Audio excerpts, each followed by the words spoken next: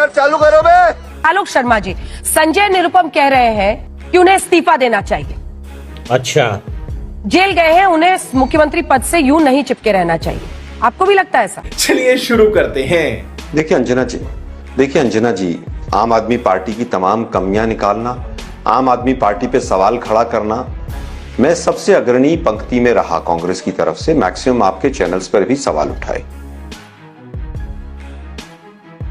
लेकिन आज जो हालात देश के हो गए, 10 साल के जो हालात हमने देखे, उस हालात को देखकर आज ये लगता है कि बीजेपी जो कर रही है वो आज संविधान और देश सबसे पहले है। जुम करो। मैं आपको 10-12 एग्जाम्पल देता हूं। वीरभद्र सिंह जी के यहां पर रेड पड़ी, उनके बच्चे की शादी थी, उस दिन पर आज तक कुछ नहीं हुआ। और अशोक गहलोत जी के जानकार नजदीकियों पर रेड हुई, कुछ नहीं हुआ। कर्नाटक में जब चुनाव आया, कुछ नहीं हुआ। और 2019 में आप और हम साथ थे, रॉबर्ट वाड्रा जी को ईडी का समन मिला 2019 में, जयपुर गए थे, वो पेश हुए थे। उसके बाद आज तक कहां गाड़ी पहुंची नहीं पता। ये बिक गई है गवर्नमेंट, अब गवर्नमेंट में कुछ नहीं है। आदर्श घोटाले वाले बीजेपी में शामिल, शुवेंदु अधिकारी, नारायण राणे, अजीत पवार, सब बीजेपी में शामिल। और तो और तेजस्वी यादव का 8,000 करोड़ का मॉल मिला है। ये तमाम हिंदुस्तान के चैनल्स ने ब्रेकिंग न्यूज चलाई थी। बेशर्मो, शर्म करो, शर्म। थोड़ी मर्यादा रखिए। आज बात ये नहीं, आज बात यह है कि 2014 के बाद से एक भी एफआईआर और एक भी व्यक्ति कन्विक्शन हुआ हो उसमें मोदी साहब नहीं कर पाए हैं। दूसरी मैं बात कहना चाहता हूं, बार बार कह रहे हैं न्यायालय का फैसला, एक तमाचा पड़ गया। अरे भाई, जिस ईडी का डायरेक्टर 5-5 साल तक इलीगल तरीके से अपनी पोस्ट पे बैठा हो, वो भी लोग तमाचों की बात कर रहे हैं। इतना छोटा पहले कभी नहीं हुआ होगा। तुम चुल्लू भर पानी में जाके डूब के मर जाओ।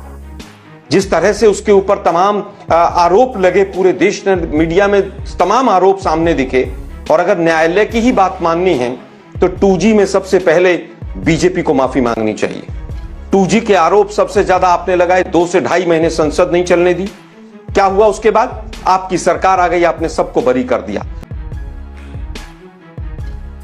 यही नहीं, अभी और सुनिए कि जो बच्चे संसद में कूदे थे, दिल्ली पुलिस के खिलाफ उन्होंने कोर्ट में एफिडेविट दिया कि हमें प्रताड़ना दी जा रही है, इलेक्ट्रिक शॉक दिए जा रहे हैं। किस लिए? कि विपक्ष को फंसाइए। जब जांच एजेंसियां इस लेवल पर आ जाएं और सरकार के इशारे पर काम करें, तो आप सोचिए क्या होगा। अभी गौरव भाटिया जी कोविड कर रहे थे। संसद पर सबसे कोविड में तो खतरनाक मोदी हमले का से नारा वो था, बच्चे हो गए हैं। और ये बहुत दिलचस्प है आलोक जी कि देश की संसद पर हुए, जिसको आप सबसे बड़ा हमला, सबसे बड़ी गलती सरकार की बता रहे थे, उन आरोपियों को अब आप बच्चे कह के मेंशन कर रहे हैं। रुक, तेरे को बताते तेरी माँ की कह रहे हैं। एक मिनट सुनिए ना, मैं अंतिम बात कह रहा हूं। कोविड पर फिर आ रहा हूं।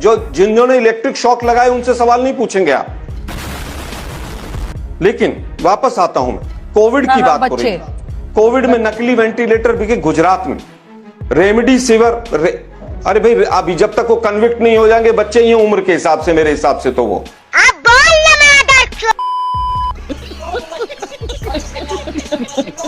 मजा आया। मैं वापस अपनी बात पर आता हूं। रेमडेसिविर नकली इंजेक्शन बेचने वालों से किसने पैसे लिए हैं जरा बता दीजिए? Remdesivir company. अरे भाई, आपने तो वैक्सीन वालों को भी नहीं छोड़ा। मोदी जी ने कहा था आपदा में अवसर किसने ढूंढा? मोदी जी ने ढूंढा। लवणे न भोजन बड़ी सबके सब चोर हैं साले। खत्म।